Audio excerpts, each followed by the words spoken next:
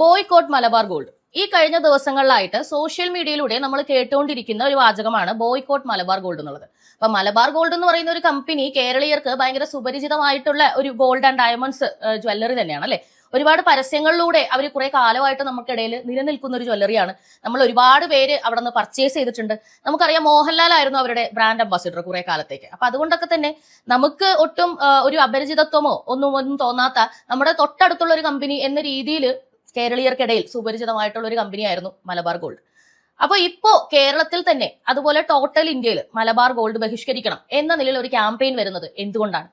അതിന്റെ പിറകിൽ ഒരു കാരണം ഉണ്ടാകും അല്ലെ. ഇതിനു മുൻപ് മലബാർ ഗോൾഡ് ഇതുപോലുള്ള ബഹിഷ്കരണ ഒരു കാലഘട്ടത്തിലൂടെ കടന്നുപോയിട്ടുണ്ട്. 2016 അതുപോലെ 19 ഒക്കെ പാകിസ്ഥാനുമായി ബന്ധപ്പെട്ട് മലബാർ ഗോൾഡിനെതിരെ ഒരുപാട് അലിഗേഷൻസ് ഉണ്ടായിട്ടുണ്ട്. പാകിസ്ഥാന്റെ സ്വാതന്ത്ര്യ ദിനത്തിന് ക്വിസ് മത്സരം സംഘടിപ്പിക്കുക, അതുപോലെ കേക്ക് കട്ട് ചെയ്യുക, ഇതുപോലുള്ള കാര്യങ്ങൾ മലബാർ ഗോൾഡിന്റെ ഭാഗത്തു നിന്നും ഉണ്ടായതായിട്ട് അലിഗേഷൻസ് ഉണ്ടായിട്ടുണ്ട്. അപ്പൊ അതിനൊക്കെ അവർ നൽകിയ വിശദീകരണം എന്ന് പറയുന്നത് UAE-യിലൊക്കെ ഒരുപാട് പാകിസ്ഥാനികളായിട്ടുള്ള എംപ്ലോയീസും കസ്റ്റമേഴ്സും ഇൻവെസ്റ്റേഴ്സും ഒക്കെ മലബാർ ഗോൾഡിനുണ്ട്. അപ്പൊ അതുകൊണ്ട് തന്നെ ഏതൊരു രാജ്യത്തിന്റെയും ഇൻഡിപെൻഡൻസ് ഡേ നമ്മൾ ആഘോഷിക്കുന്നത് പോലെ തന്നെ പാകിസ്ഥാന്റെയും ചെയ്തു എന്നേ ഉള്ളൂ എന്ന രീതിയിലാണ് പറഞ്ഞിരുന്നത്. എന്നാൽ അതിനെക്കാട്ടിയൊക്കെ ഭയങ്കര വലിയൊരു അലിഗേഷനാണ് ഇപ്പോൾ വന്നിരിക്കുന്നത്. എന്തുകൊണ്ടാണ് 2025-ൽ 2016-ൽ വന്നതിനേക്കാൾ വലിയൊരു അലിഗേഷനാണ് അല്ലെങ്കിൽ വലിയൊരു പ്രോബ്ലം ആണ് ഉണ്ടായിരിക്കുന്നത് എന്ന് പറയുന്നത് എന്ന് ചോദിച്ചാൽ ഓപ്പറേഷൻ സിന്ദൂറിന് ശേഷവും മുൻപും എന്നും വ്യാഖ്യാനിക്കേണ്ടി വരും. അതായത് പാകിസ്ഥാനുമായുള്ള ബന്ധം നമുക്കറിയാം, കാലങ്ങളായി മാറി മാറി ഇന്ത്യ ഏത് സർക്കാർ ഭരിച്ചാലും പാകിസ്ഥാനിൽ നിന്നും വലിയ രീതിയിലുള്ള ഉപദ്രവം നേരിട്ടുകൊണ്ടിരുന്നവരാണ് ഇന്ത്യക്കാർ, പ്രത്യേകിച്ച്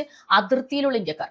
കശ്മീരുമായി ബന്ധപ്പെട്ട് നിലനിന്നിരുന്ന എല്ലാ പ്രശ്നങ്ങളെയും പറ്റി അറിവുള്ളവരായിരിക്കും നമ്മൾ അല്ലെ. ഒരുപാട് വാർത്തകൾ നമ്മൾ അതിനെപ്പറ്റി കണ്ടിട്ടുണ്ട്.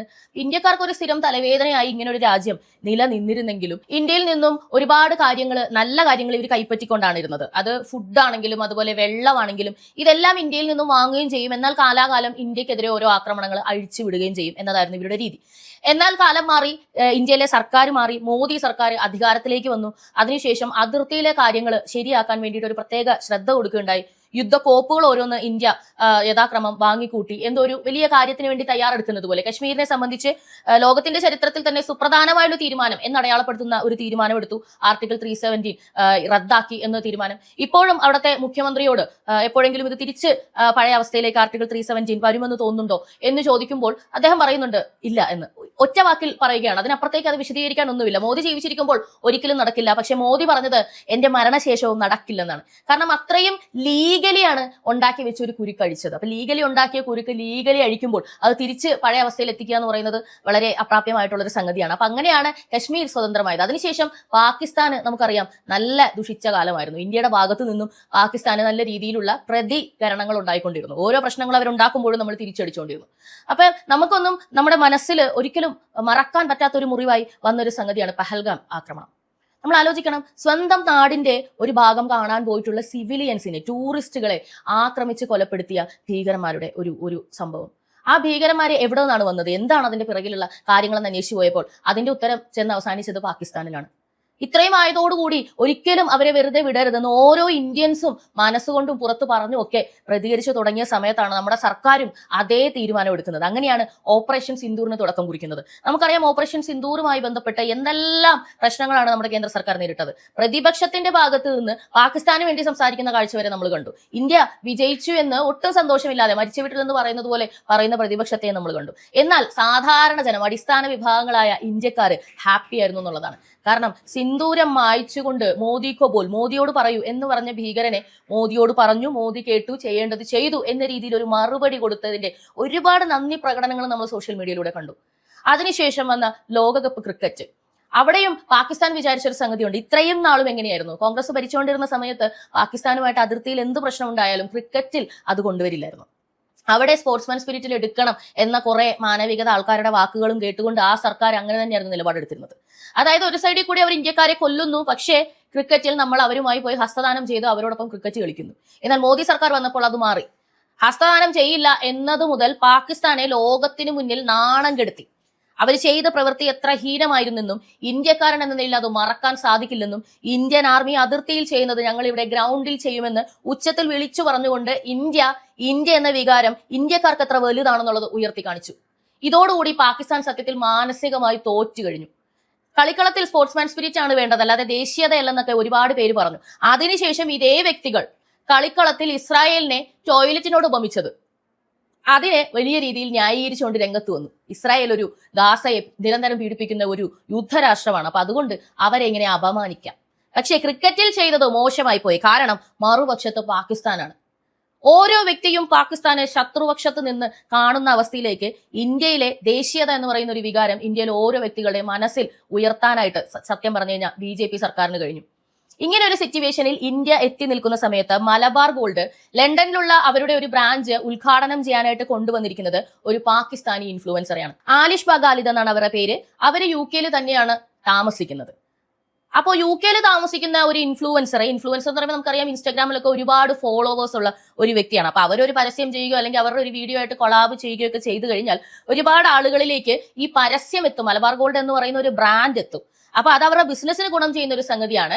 അപ്പൊ പാകിസ്ഥാനി ആണ് ഇവര്. പാകിസ്ഥാനി ആയതുകൊണ്ട് വലിയ കാര്യമൊന്നുമില്ലല്ലോ, അവർ UK താമസിക്കുന്നത് എന്ന് വേണമെങ്കിൽ പറയാം. എന്നാൽ ഇവർ വെറും ഒരു പാകിസ്ഥാനിൽ ജനിച്ചിട്ട് അവിടത്തെ യാതൊരു വികാരങ്ങളും ദേശീയതയോ ഒന്നും ഇല്ലാതെ UK താമസിക്കുന്ന ഒരു യുവതിയല്ല.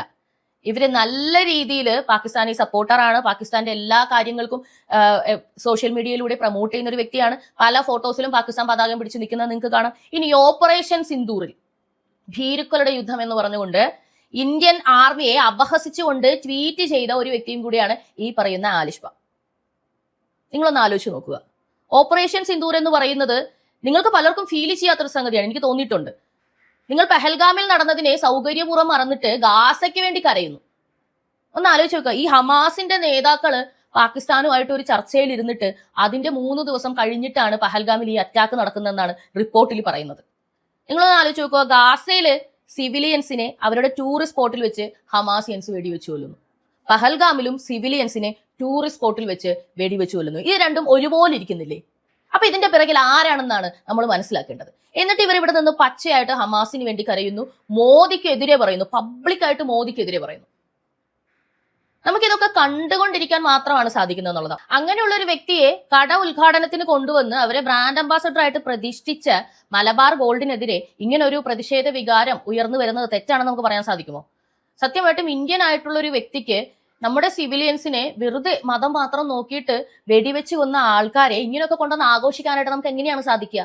അപ്പൊ ഇതേ സംബന്ധിച്ച് ട്വീറ്റുകൾ വന്നു തുടങ്ങി. ആദ്യമായിട്ട് വിജയ് പാട്ടേൽ എന്ന് പറയുന്ന വ്യക്തിയാണ് ഇതിനെ പറ്റിയിട്ട് ട്വീറ്റ് ചെയ്ത് രംഗത്ത് വന്നത്. അതോടുകൂടി മലബാർ ഗോൾഡ് കോടതിനെ സമീപിക്കുകയുണ്ടായി. കോടതി ഉടനെ മെറ്റയോട് ഈ ട്വീറ്റ് ഡിലീറ്റ് ചെയ്യണം എന്നാവശ്യപ്പെട്ടു. അതുകൂടാതെ ഈ പറയുന്ന ഇൻഫ്ലുവൻസറെ 3 മാസത്തേക്ക് പിടിച്ച് അകത്തിടാനും പറഞ്ഞു. അതോടുകൂടി ഇദ്ദേഹം അങ്ങനെ ഒരു സംഗതി വന്നിട്ടുണ്ട്, ഞാൻ ഒരു കാര്യം സത്യമായിട്ടുള്ള ഒരു കാര്യം പുറത്തു പറഞ്ഞപ്പോൾ എന്നെ ആക്രമിക്കാനാണ് നോക്കുന്നത് എന്ന രീതിയിൽ വന്നതോടുകൂടി ഇത് വലിയ ചർച്ചയായി. രസകരമായിട്ടുള്ള കാര്യം എന്താണെന്ന് വെച്ചാൽ മലയാള മാധ്യമങ്ങളൊന്നും ഇത് അറിഞ്ഞിട്ടേ ഇല്ല എന്നുള്ളതാണ്. അവർ ഇതിനെപ്പറ്റി മിണ്ടുന്നേ ഇല്ല. നമ്മൾ മനോരമ പത്രമായാലും മാതൃഭൂമി പത്രമായാലും ഒക്കെ എടുക്കുമ്പോൾ ഫസ്റ്റ് പേജിൽ തന്നെ താഴെ വലിയതായിട്ട് ഒരു പരസ്യം കാണാറുണ്ട്, മലബാർ ഗോൾഡ്. അതെ, മെയിൻ സ്പോൺസറാണ്. അപ്പൊ എങ്ങനെയാണ് ഇങ്ങനൊരു കാര്യത്തെ പറ്റി പറയുക? അവരെ ഒരു പാകിസ്ഥാനിയെ കൊണ്ടുവന്ന്, പാകിസ്ഥാനി ഇൻഫ്ലുവൻസറിനെ കൊണ്ടുവന്ന് ബ്രാൻഡ് അംബാസിഡർ ആക്കി അല്ലെങ്കിൽ അവരെ കൊണ്ട് ഉദ്ഘാടനം ചെയ്യിച്ചു എന്നുള്ളത് എങ്ങനെയാണ് പറയാൻ സാധിക്കുക? അതുകൊണ്ട് തന്നെ അവരൊക്കെ മൗനം പാലിച്ചു. പക്ഷേ നാഷണൽ മീഡിയാസും മിണ്ടാതിരുന്നില്ല, അവരതേക്കുറിച്ച് സംസാരിച്ചു. അതോടുകൂടി വലിയ രീതിയിലുള്ള പ്രതിഷേധം ആളിക്കത്തി. ഉടനെ മലബാർ ഗോൾഡ് അവരുടെ വിശദീകരണമായിട്ട് രംഗത്ത് വന്നിട്ടുണ്ട്. ഈ വ്യക്തിയെ പാകിസ്ഥാൻ ഇൻഫ്ലുവൻസർ ആണെന്ന് അറിഞ്ഞുകൊണ്ട് അവര് ക്ഷണിച്ചു വരുത്തിയതല്ല, മറിച്ച് ഒരു PR ടീമിനെ അവർ ഏൽപ്പിച്ചതാണ്. PR ടീമാണ് ഒരു സെലിബ്രിറ്റിയെ കൊണ്ടുവരാമെന്ന് പറഞ്ഞുകൊണ്ട് ഇവരെ കൊണ്ടുവന്നത്. ഇവർ UK ബേസ്ഡ് ആയിട്ടുള്ളൊരു ഇൻഫ്ലുവൻസർ ആണ് എന്ന് മാത്രമേ അറിയാമായിരുന്നുള്ളൂ. അല്ലാതെ ഇവരൊരു പാകിസ്ഥാനി ആണ് എന്നതിനെ പറ്റി ബോധേഡായിരുന്നില്ല, അല്ലെങ്കിൽ അത് അറിഞ്ഞിരുന്നില്ല. അത് മാത്രമല്ല, ഇവര് മലബാർ ഗോൾഡിന്റെ അംബാസിഡർ ഒന്നുമല്ല. അങ്ങനെ ഒരു സംഭവം അവരെ കൊണ്ട് അറിയാതെ ചെയ്യിപ്പിച്ചു, വീഡിയോ ചെയ്തു എന്നുള്ളതേ ഉള്ളൂ. മറിച്ച് ഇനി മലബാർ ഗോൾഡിന്റെ ഒരു ഫ്യൂച്ചർ പ്രോജക്റ്റിലും അവർ ഭാഗമായിരിക്കുന്നതല്ല. മലബാർ ഗോൾഡ് അങ്ങനെയുള്ള എല്ലാ സംഗതികളും ഒഴിവാക്കിയിരിക്കുന്നു എന്നും പറഞ്ഞുകൊണ്ടാണ് രംഗത്ത് വന്നിരിക്കുന്നത്. പക്ഷേ സത്യം പറഞ്ഞാൽ ഇത്തരത്തിലുള്ള ആക്ടുകൾക്കെതിരെ പ്രതികരിക്കേണ്ടത് എത്രത്തോളം വലിയൊരു സംഗതിയാണ്. അങ്ങനെ നോക്കുമ്പോൾ പ്രതികരിക്കുന്ന ആൾക്കാരെ നിയമപരമായിട്ട് കൈകാര്യം ചെയ്യുക, വായടപ്പിക്കാൻ വേണ്ടി ജയിലിലാക്കുക എന്നതൊക്കെ സത്യം പറഞ്ഞാൽ അനുവദിച്ചു കൊടുക്കാൻ കഴിയുന്ന സംഗതിയല്ല. കാരണം അദ്ദേഹം പറഞ്ഞതൊരു ഉള്ള കാര്യമായതുകൊണ്ടാണല്ലോ നിങ്ങളിപ്പോൾ ഈ ജസ്റ്റിഫിക്കേഷനുമായിട്ട് ആൾക്കാരുടെ മുന്നിൽ വന്നത്. ഞങ്ങൾക്ക് ഇങ്ങനെ അറിയാതെ പറ്റിപ്പോയ ഒരു സംഗതിയാണ് നിങ്ങൾ പറയേണ്ടി വന്നത്. ഇങ്ങനെ ഒരു സംസാരം ഉണ്ടായിരുന്നില്ലായിരുന്നെങ്കിൽ നിങ്ങൾ അവരുമായുള്ള ഫ്യൂച്ചർ പ്രോജക്റ്റുമായിട്ടൊക്കെ മുന്നോട്ട് പോകുമായിരുന്നല്ലോ. അവരൊരു പാകിസ്ഥാനി ആണെന്നുള്ളത് നിങ്ങളെ ബോധർ ചെയ്യിക്കില്ലല്ലോ. അപ്പം തീർച്ചയായും ഇത് മതപരമായിട്ടുള്ള ഒരു ഇൻഫ്ലുവൻസ് ആണോ, അല്ലെന്നുണ്ടെങ്കിൽ ബിസിനസ് മാത്രം മുൻകൂട്ടി കണ്ടുകൊണ്ടാണോ? ഇങ്ങനെ ചോദ്യങ്ങൾ പലതാകുമ്പോൾ പോലും ദേശീയത എന്ന വികാരം ഒരു ഇന്ത്യൻ എന്ന നിലയിൽ ഉയർത്തിപ്പിടിക്കേണ്ടത് ഒരു ബാധ്യതയാണെന്ന് നിങ്ങൾക്ക് തോന്നുന്നില്ലേ? നിങ്ങൾ ഗാസയ്ക്ക് വേണ്ടി കരയുമ്പോൾ പഹൽഗാമിന് വേണ്ടി കരയണം എന്ന് നിങ്ങൾക്ക് തോന്നുന്നില്ലേ? എന്തുകൊണ്ടാണ് സ്വന്തം നാട്ടിലെ ജനങ്ങളുടെ കണ്ണുനീര് കാണാതെ എവിടെയോ കിടക്കുന്ന ചില വീഡിയോസ് കണ്ട് അതൊക്കെ ഉള്ളതാണോ അല്ലെങ്കിൽ ഫാബ്രിക്കേറ്റഡ് ആണോ എന്ന് പോലും തിരക്കാതെ നിങ്ങൾ ഇങ്ങനെ ഒരു ഫേക്ക് ആയിട്ടുള്ള ഒരു മതേതരത്വവും കപട സ്നേഹവും ഒക്കെ കാണിക്കുന്നത്. രാജ്യസ്നേഹം ഇല്ലാതെ ഏത് രാജ്യത്തെയാണ് നിങ്ങൾ സ്നേഹിക്കുന്നത്? എനിക്ക് മനസ്സിലാവുന്നില്ല. എങ്ങനെയാണ് നിങ്ങൾ മാനവികത പ്രകടിപ്പിക്കുന്നത്? മാനവികത പ്രകടിപ്പിച്ച അല്ലെങ്കിൽ അങ്ങനെ ദയ കാണിച്ച രാജ്യങ്ങളെല്ലാം ഇപ്പോൾ പ്രതിസന്ധിയിലായിരിക്കുകയാണ് ആ മാനവികത കൊണ്ട് തന്നെ. ഒരിക്കലും ഈ പറയുന്ന യാതൊരു രീതിയിലുള്ള മാനവികതയും ആരോടും കാണിക്കില്ല എന്ന് കർശനമായിട്ട് നിലപാടെടുത്ത രാജ്യങ്ങളൊക്കെ ഭീകരമായിട്ടുള്ള പ്രവർത്തനങ്ങളിൽ നിന്നൊക്കെ മോചിതരുമായിരിക്കുന്നു. അപ്പൊ ഇന്ത്യ ആ ഒരു നിലപാടിലേക്കാണ് വരുന്നത് അല്ലേ? തീർച്ചയായും അഫ്ഗാനിസ്ഥാൻ എന്ന് പറയുന്ന ഒരു രാജ്യം ഇന്ത്യയോട് കൂട്ടുകൂടിയതിനു ശേഷം അഫ്ഗാനിസ്ഥാൻ ഒരുപാട് മാറ്റങ്ങൾ ഉണ്ടായി. നമ്മളത് കണ്ടുകൊണ്ടാണ് ഇരിക്കുന്നത്. അതിനെപ്പറ്റി ഞാൻ വേറൊരു വീഡിയോ ചെയ്യുന്നുണ്ട്. അപ്പൊ അതുപോലുള്ള മാറ്റങ്ങൾ ലോകമെമ്പാടും ഉണ്ടായിക്കൊണ്ടിരിക്കുന്നു. തീർച്ചയായും ഒരു സംഗതി 50 വർഷം പിറകിലേക്ക് വലിക്കുന്ന ഒന്നാണെന്നുണ്ടെങ്കിൽ അതേപ്പറ്റി സംസാരിക്കുക തന്നെ വേണം. സംസാരിക്കുന്നവരുടെ വായടപ്പിക്കാൻ ഒരിക്കലും ശ്രമിക്കരുത്. കാരണം ഏതൊരു കാര്യത്തിനും 2 വശം ഉണ്ടാകും, 2 ചിന്തകൾ ഉണ്ടാകും, 2 അഭിപ്രായങ്ങൾ ഉണ്ടാകും. അത് ശരിയായാലും തെറ്റായാലും അഭിപ്രായങ്ങൾ ഉണ്ടാകും. അതിനെ മനസ്സിലാക്കി തന്നെ പോകണം. ഇപ്പോ ഞാൻ ചിന്തിക്കുന്നതും ഞാൻ പ്രവർത്തിക്കുന്നതും ഞാൻ പറയുന്നതും ഒക്കെ മറ്റൊരാളുടെ ചിന്തയിൽ വന്നിട്ട് പോലും ഉണ്ടാവില്ല. അദ്ദേഹം പറയുന്ന ഒരു കാര്യം ഞാൻ ചിന്തിച്ചിട്ടുണ്ടാവില്ല. ചർച്ചകളിലൂടെയാണ് ഇത് പുറത്തേക്ക് വരുന്നത്. അപ്പൊ സംസാരിക്കുന്നവരെ ദയവ് ചെയ്ത് സംസാരിക്കാൻ അനുവദിക്കുക. സംസാരിക്കാൻ അനുവദിക്കാത്ത ആൾക്കാരെ സാധാരണക്കാരായ ജനങ്ങൾ കാണുക. ഇതുപോലെ സംസാരിക്കുന്നവർക്കൊപ്പം നിൽക്കുക. തുടർന്ന് കാണുക പൊളി ന്യൂസ്.